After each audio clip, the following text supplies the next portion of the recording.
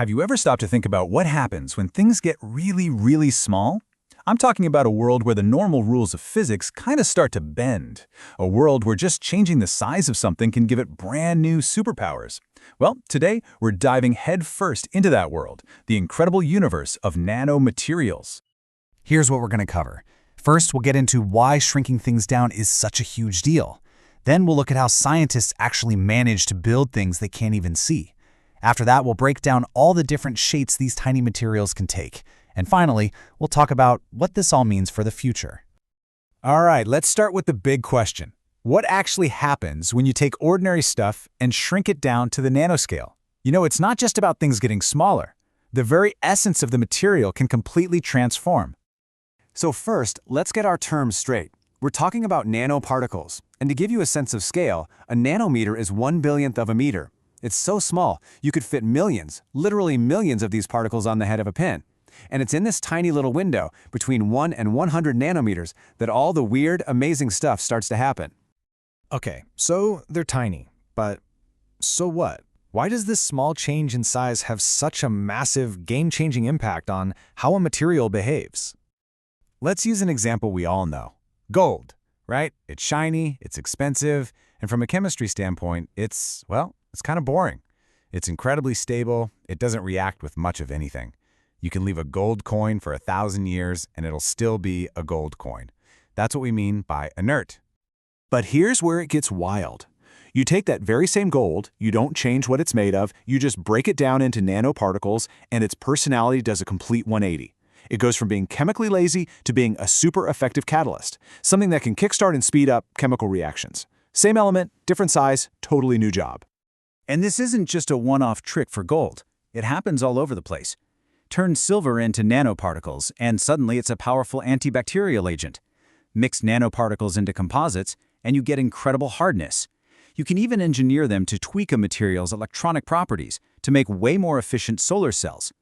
The big idea here is that size isn't just a measurement, it's a dial you can turn to unlock a whole new set of abilities in a material. Now, all this sounds amazing, but it brings up a very practical question, right? How on earth do you actually make something that small? It's not like you can use tiny little tweezers. Well, it turns out scientists have two main strategies for this. And the two approaches are actually pretty easy to wrap your head around. First, you have the top-down method. This is the physical approach. You start with a big chunk of material and you just carve it, smash it, and grind it down until it's nano-sized. Just think of a sculptor chipping away at a block of marble. Then you have the complete opposite, the bottom-up approach. This is the chemical route. You start with individual atoms and molecules and you assemble them piece by piece, like a builder laying bricks to build a house. And as you can imagine, the actual scientific toolbox for these is huge. We're not going to go through them all, but you can get a sense of the variety. Top-down methods can be pretty straightforward, like ball milling, which is basically a really high-tech way of grinding things.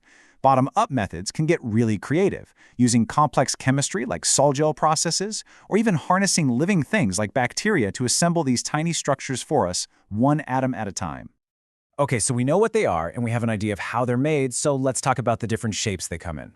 To keep it all organized, scientists classify them based on how many of their dimensions, length, width, height, fall into that tiny 1 to 100 nanometer range.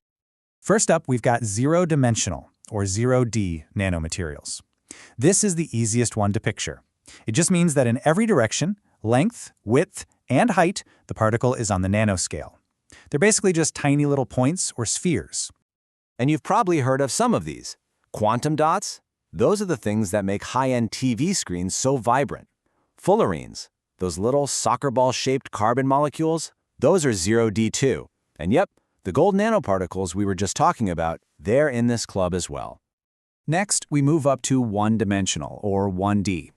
Now, two of the dimensions are still stuck in the nanoscale, but the third one is allowed to grow much, much bigger. What you get is something that's stretched out into a long line.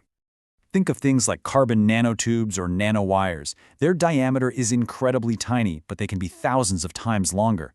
This creates these amazing, long, thin structures that have mind-blowing properties, like being stronger than steel or conducting electricity like a champ. Following the pattern, we have two-dimensional, or 2D nanomaterials. Here, only one dimension, the thickness, is on the nanoscale. The length and width, however, are way bigger. This creates an unbelievably thin sheet of material. Imagine a piece of paper, but on a scale that's just hard to even comprehend. We are talking about films and layers that can be just a single atom thick. This gives them a massive surface area compared to their volume, which is fantastic for things like sensors and catalysts. And finally, we have the 3D category.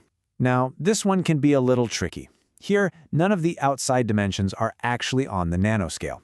It's a bulk material, something you could hold in your hand. The nano part describes its inside. Its internal structure is built from all these tiny nanoscale parts. So this includes really complex things like polycrystals, which are solids made up of tons of tiny, nano-sized crystal grains all mashed together, or things like dendrimers and liposomes, which are used in medicine as little delivery vehicles to get drugs exactly where they need to go in the body. It's a normal-sized object built from nanoscale Legos. So what's the bottom line here? What does all this add up to? Well, we've seen that we can fundamentally rewrite the rules for a material just by shrinking it. And we have the tools to either carve things down or build them up, atom by atom, creating this whole new library of materials with incredible properties. So, let's just quickly recap the big points. 1. At the nanoscale, size changes everything. 2. We make these things either by carving them down from something big or building them up from something small. And 3. They come in a whole zoo of shapes. 0D points, 1D wires, 2D sheets, and 3D structures. And this isn't just cool science. This is literally the toolkit for building the next generation of technology. And that leaves us with a pretty profound final thought. For really the first time in human history, we have the tools to design and build our world from the bottom up, atom by atom. So the only real question left is, what should we build first?